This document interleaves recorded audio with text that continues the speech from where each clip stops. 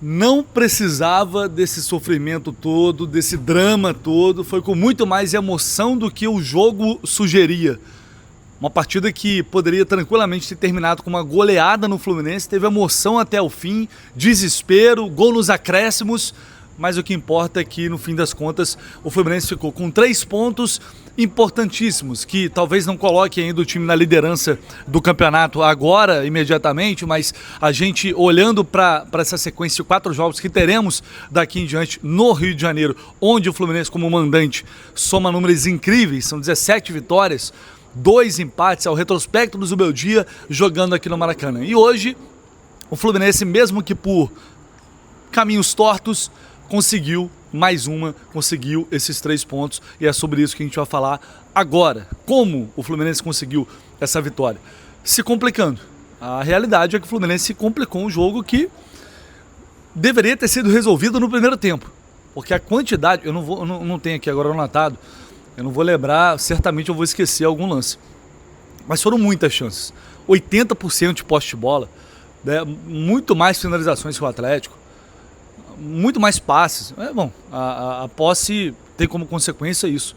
Só o Fluminense jogava e tinha a bola, levou o gol com 4 minutos, um susto, né? O Mendonça recebeu uma bola, foi desviada pelo Freitas, bate cruzado, faz o gol. E aí a reação demora 4 minutos. No golaço do Hércules, com uma bela assistência do Savarino. Então isso foi... Não é não. É muito valorizado. E tem que valorizar mesmo, porque ele está voltando aos poucos à forma do Hércules. A melhor forma dele, está retomando ritmo, retomando condição física, e aos poucos vai conseguir novamente entregar o futebol que a gente espera dele. Hoje eu acho que foi um jogo, talvez ele tenha mais se aproximado disso, desde que ele voltou. Né? A finalização é uma perfeição, é absurda. Então o Fluminense empata 4 minutos depois, uma bonita jogada, e aí depois começa a enfileirar oportunidades. Né? O John Kennedy, hoje, já aproveitando para falar dele, não dá para reclamar. Hoje ele recebeu várias bolas, vários passes e não estava bem. Não deu sequência, jogadas, não conseguiu finalizar direito e teve chance para isso. 2 passes do Lúcio, um maravilhoso por cima, que ele erra o tempo, ele dá uma acelerada, passa da bola e depois fica ruim para chutar. Ali já poderia ter feito gol.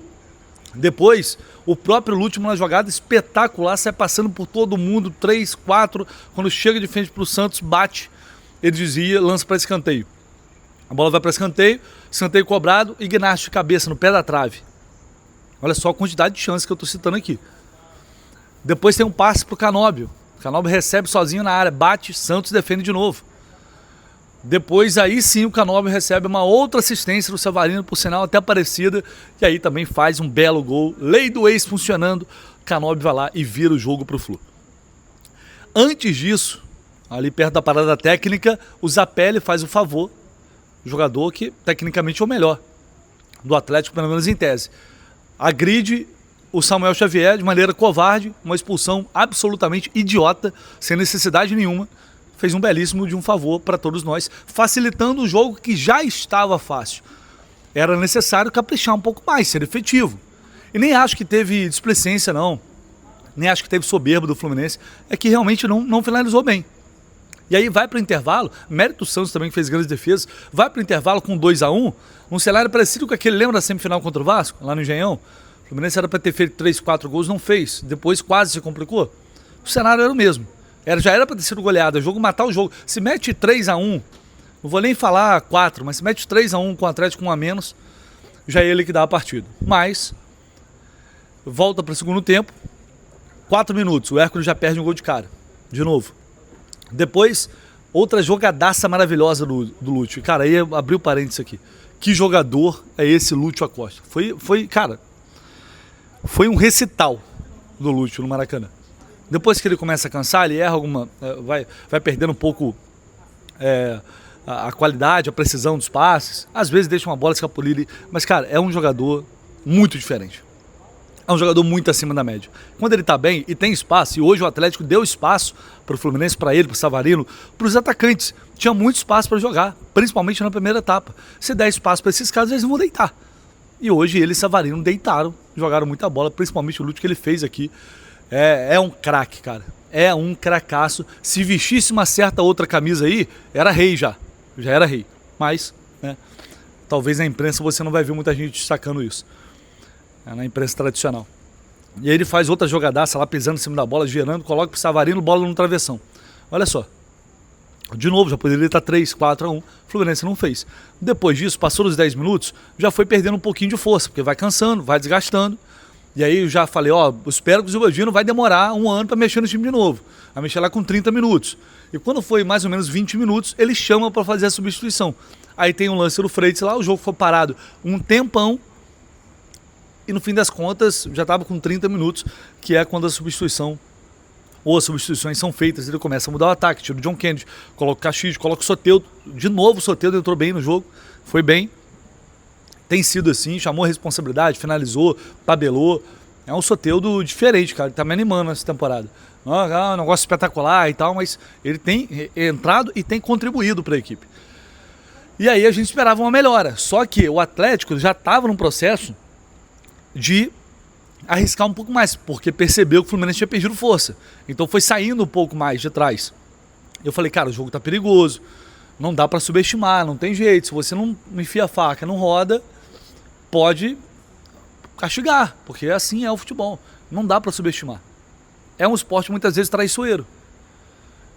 E aí numa jogada bola parada, pode acontecer o pior, e foi o que aconteceu.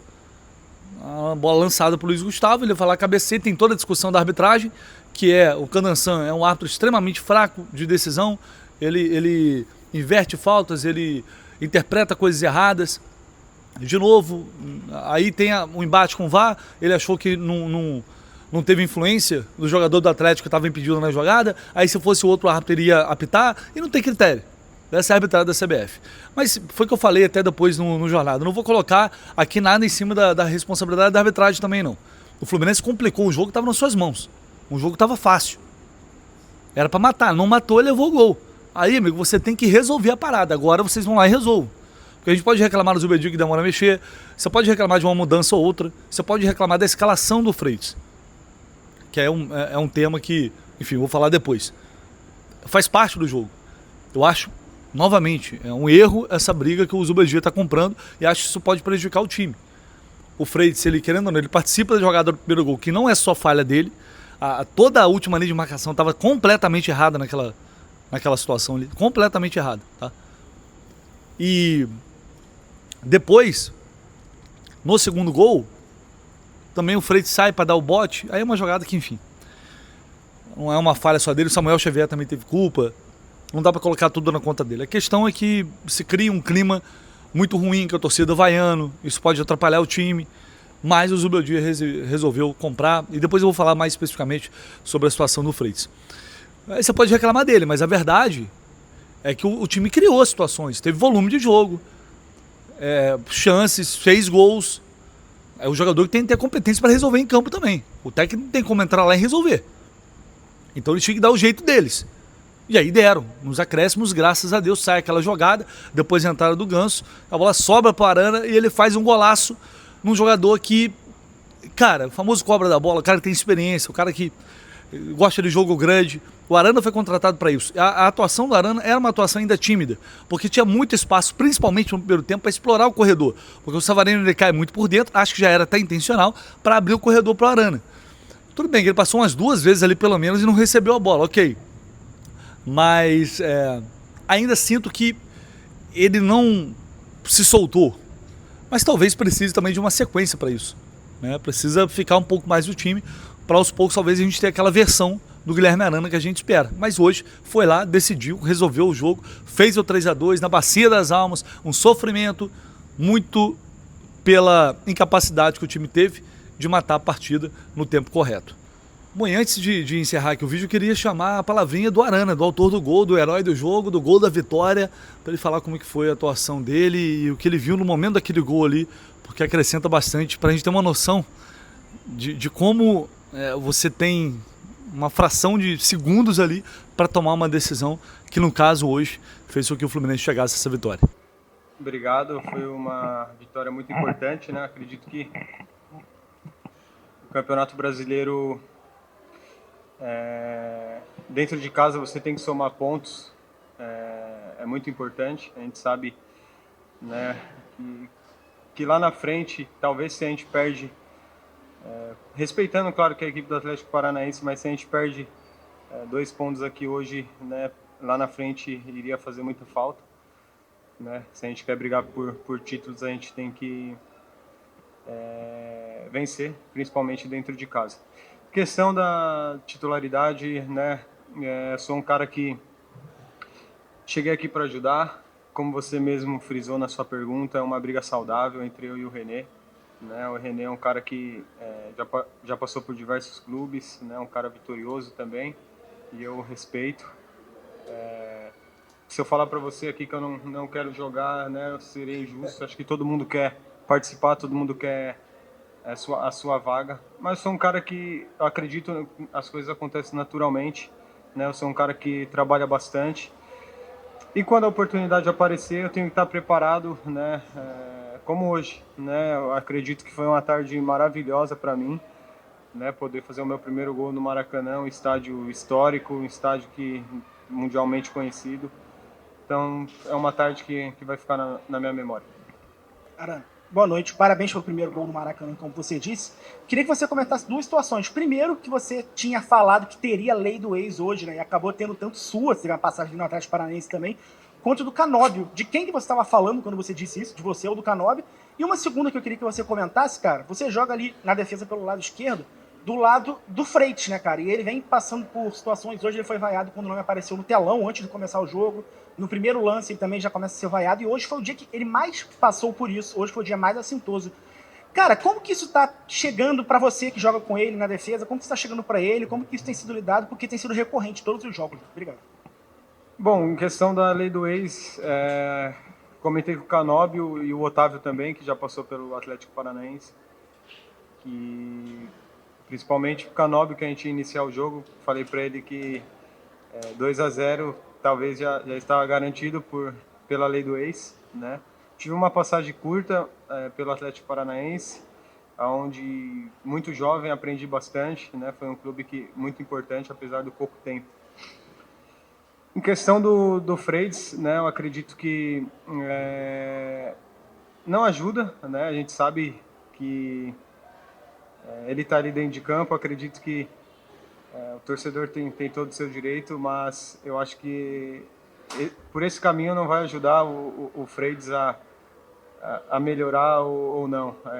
Eu acredito que acaba ainda mais tirando a confiança, né, de um jogador que, por mais que a torcida vem pegando um pouco no pé, é um cara que hoje tomou, se eu não me engano, quantos pontos? 8 pontos, é um cara, né, um guerreiro, né? E eu acredito que a gente passando essa confiança para ele, né, a gente do grupo e o nosso torcedor também, que é muito importante durante essa temporada, assim como foi hoje também, até o final, passando essa confiança para ele, não tenho dúvida nenhuma que ele vai nos ajudar ainda mais. Como eu falei, é um cara que é meio maluco, a gente chama ele de maluco, né? O cara tomou 8 pontos hoje e continua no jogo. E é isso, eu acredito que futebol, o principal é a sua confiança dentro de campo, e aí as coisas vão acontecendo naturalmente. Então, eu acredito que nosso torcedor, claro que tem todo o direito, mas se eu aplaudir e dar mais confiança, acredito que será um reforço ainda maior dentro da nossa temporada, que é uma temporada muito longa. Bom, no fim das contas, o que importa venceu. Esses 3 pontos eram inegociáveis, porque é uma sequência agora que a gente está de jogos no Rio que podem colocar o Fluminense na liderança da competição. E faz parte, assim, que sirva de aprendizado, mas não é a primeira vez. Não dá para você desperdiçar tantas chances, porque o futebol, ele às vezes cobra. O time do Atlético não é um grande time.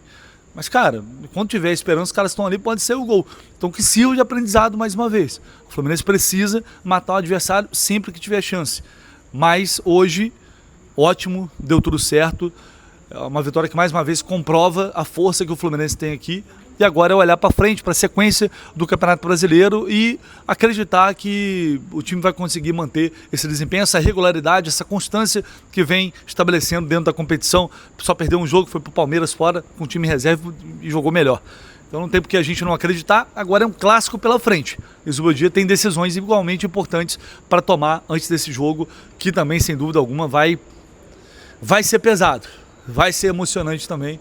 E agora está na hora de dar mais uma pancada neles e avançar para mais 3 pontos e continuar brigando na parte de cima da tabela, tá? Deixa o seu like, se inscreva, seu comentário, é muito importante, conto com a ajuda de vocês. Vitória Fluminense para cima, a gente volta depois com muito mais notícias e informações por aqui.